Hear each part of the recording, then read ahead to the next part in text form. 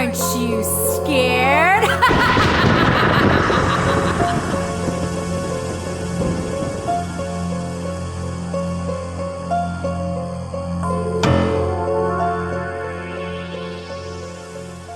Good evening, everyone, and welcome to this Season 3 finale of Eerie Hour with Erich.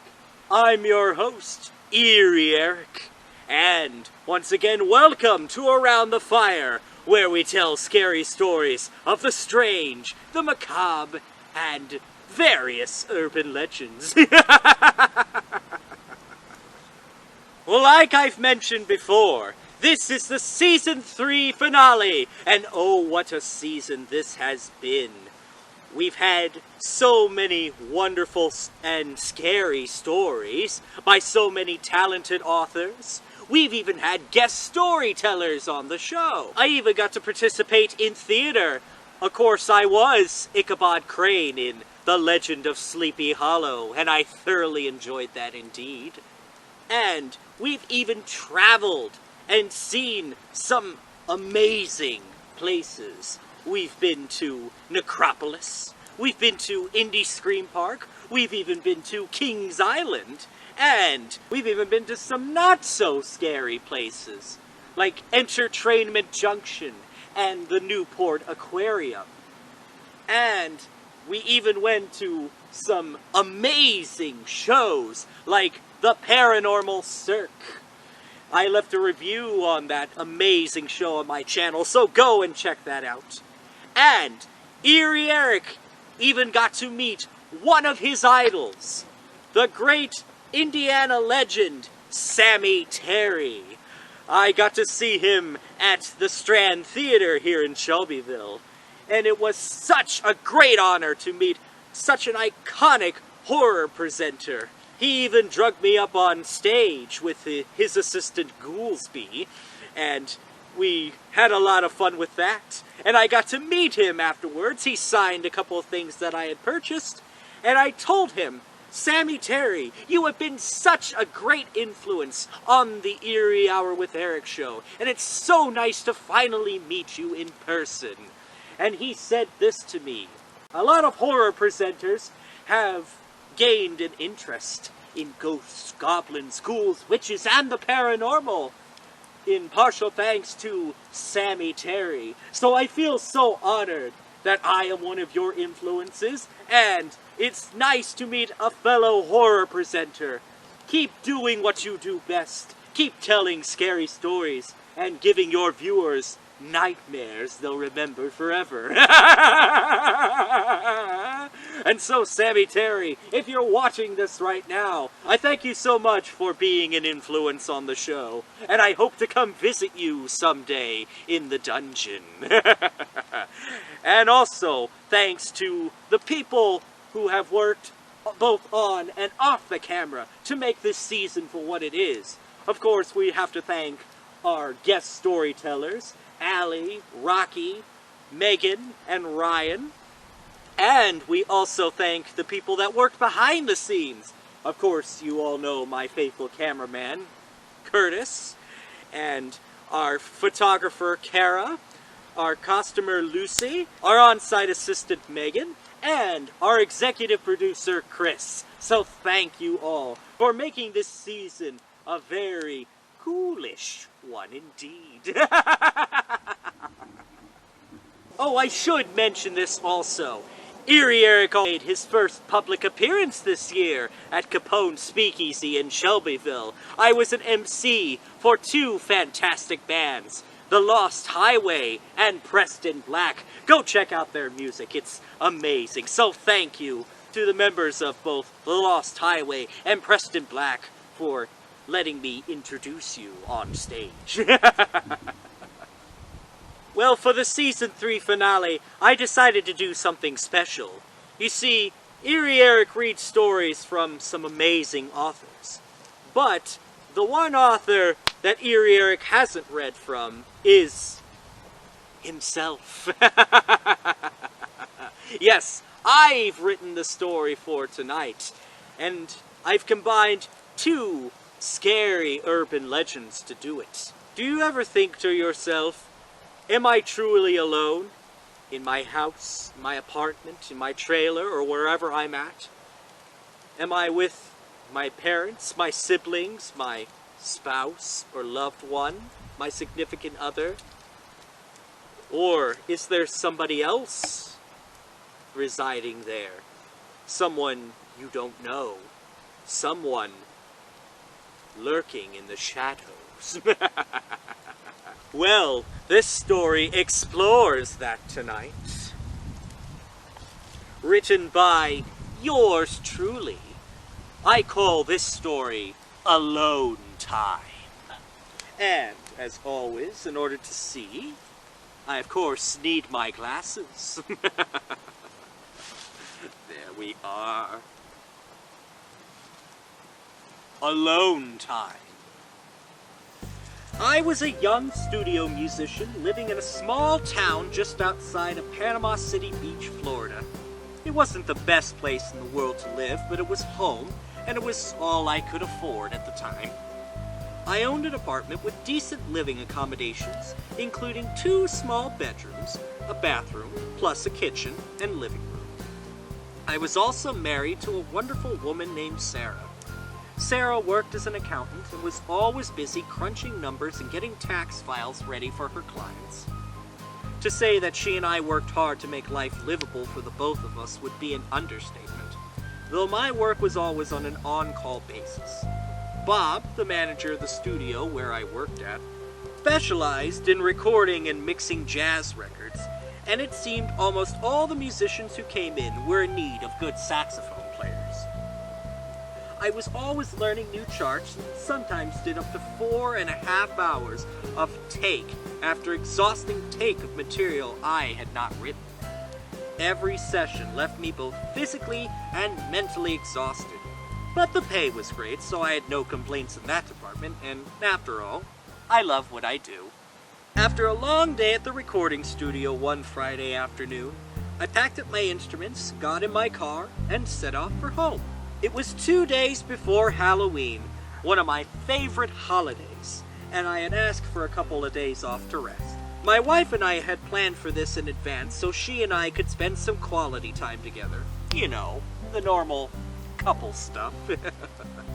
We decided to have a romantic night in and have dinner, watch horror movies, drink wine, the works. I was really looking forward to it. For some fun, I turned on the radio in my car and found my favorite station that played jazz and big band favorites.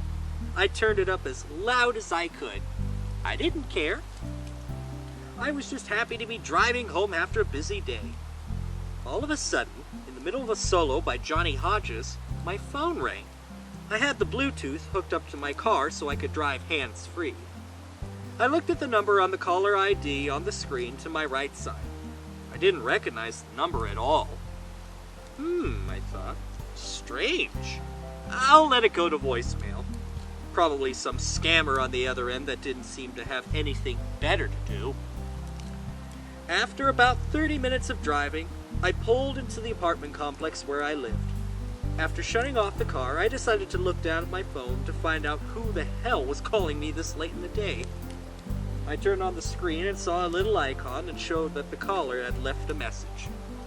Usually, with scam calls, I listened for about 1 or 2 seconds before deleting the message without any second thoughts. I pressed the play button and turned on the speaker, but all I heard was heavy breathing on the other end, and that was it. Who could that be, I thought. I deleted the message and stuck my phone in my pocket. Damn pranksters, I said as I got out of my car. I got my instruments and walked into my apartment, which thank God was on the ground floor. The door was already unlocked, so I walked in. Sarah was sitting at the dining room table on the phone with one of her clients, so I walked in trying to make as little noise as possible. After setting my instruments down, she hung up and turned her eyes towards me. "Sorry, darling," she said. "I didn't hear you come in." "I'm just glad to be home," I said with a smile.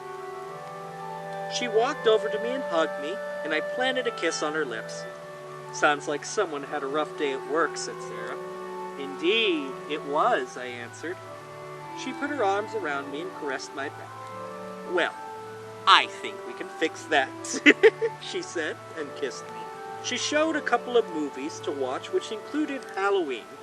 No, not that horrible Rob Zombie remake. The original one. My favorite. Just then, my phone started ringing in my pocket.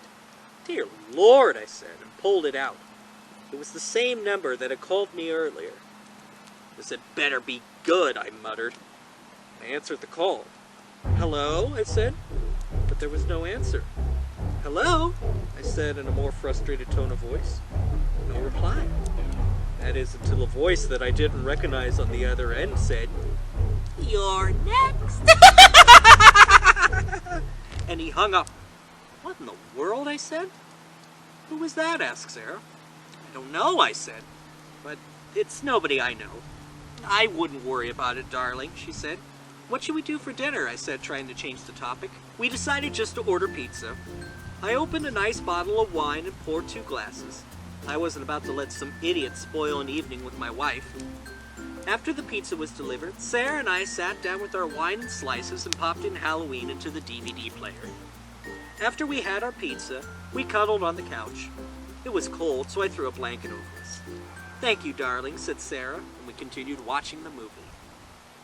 About halfway through, I thought I heard some shuffling around going on in the bedroom. We usually put Allie, our pet cat, in our bedroom whenever Sarah and I wanted some alone time. I wanted to go investigate, but at the same time didn't want to upset my wife with breaking from our little cuddle lock. Oh well, I started to get up. Sure enough, Sarah started asking, "Where are you going?" I decided to come clean. "I thought I heard a noise," I said. "The movie's getting to you," she said back. "Are you sure your imagination isn't running wild?" "Haha, very funny," I said sarcastically. "But I'm serious," I said. "I just want to go have a look." "Whatever makes you feel better," she said. "Don't be too long." With that out of the way, I walked to our bedroom door. Just inches from the doorknob, I heard it again. It sounded like someone, or something, was moving around in there, walking back and forth, back and forth. "Who's in there?" I whispered out loud. As soon as I said this, the noises stopped. What on earth was going on? Did I have too much wine? Was the stress of work getting to me? No, it wasn't that. My phone was still in my pocket, so I took it out and turned on the flashlight. Slowly but surely, I opened the door and peeked inside. It was pitch black in the room, aside from a little lava lamp that was plugged into my nightstand on my side of the bed. Just then, I felt something touch my leg. Oh God, was that? Is this real? I wanted to scream, but I stopped myself. Looking down, I saw 2 yellowish-green eyes and heard a meow from the entity. It was only Allie.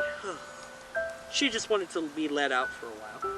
"You scared me, you little kitty," I said as I shut off the flashlight and put my phone in my pocket. I knelt down to pick Allie up, and I scratched her behind the ears, and she started purring. All of a sudden, I heard my phone going off in my pocket yet again. "Ugh," I exclaimed. "Who the hell wants me now?" I put Allie on the floor, and I angrily pulled at my phone now. And sure enough, there was the same number that had called me twice today. I was starting to have enough of this bullshit, so I hit the button and picked up. "Listen, creep. You've had your fun. Now stop calling me or I'm getting the police involved."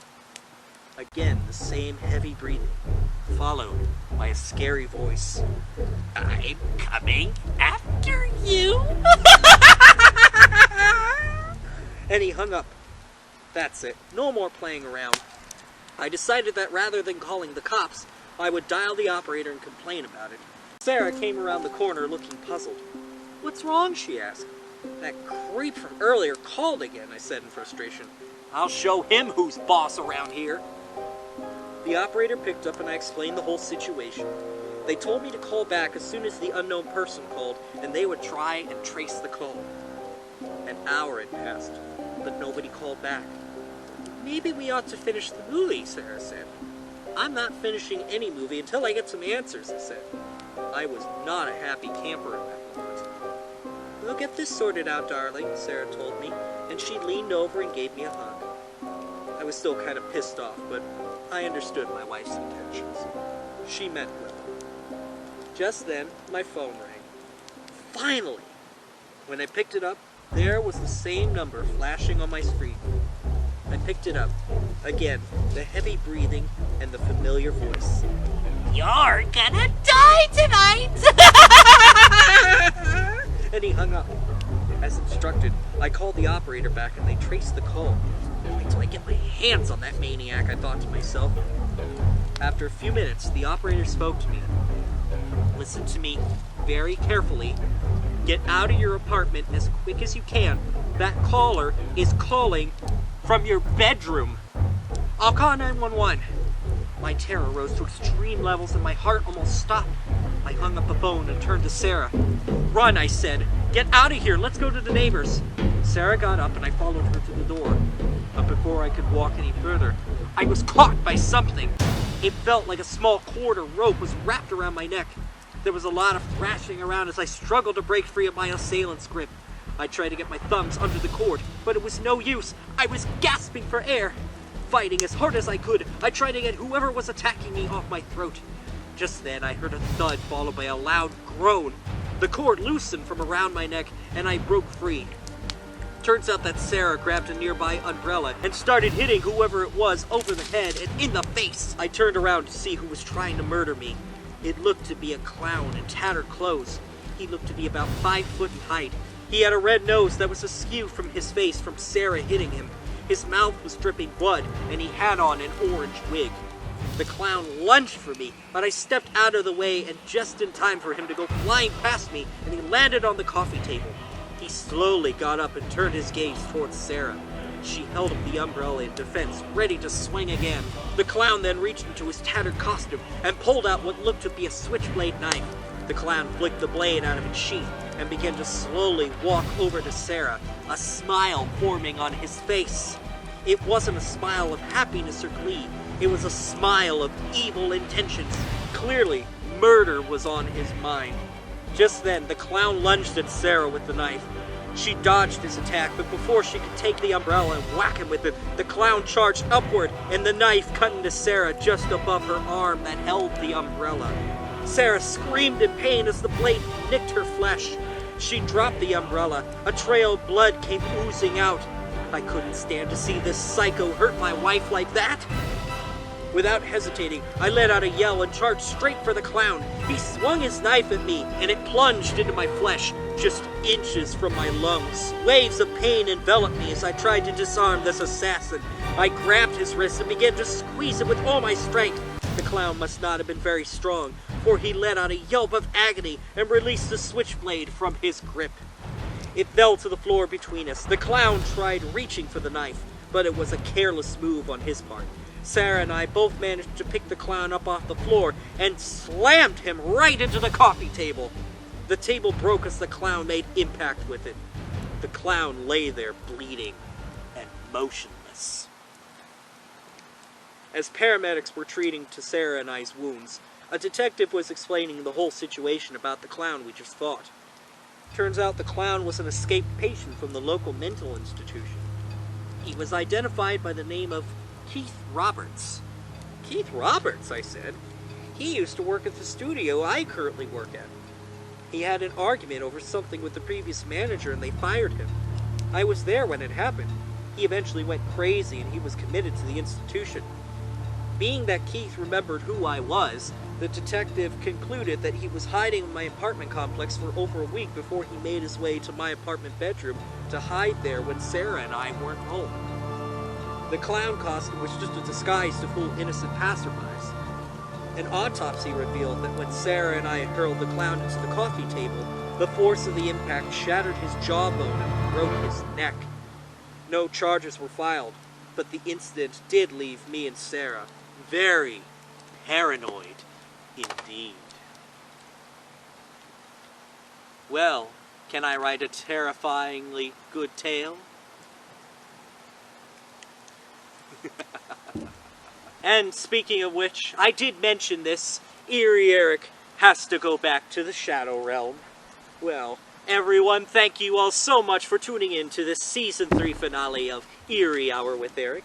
If you enjoyed this video, please give it a like. Also, hit the subscribe button and hit the notification bell so you can receive all the latest updates from Eerie Hour with Erich.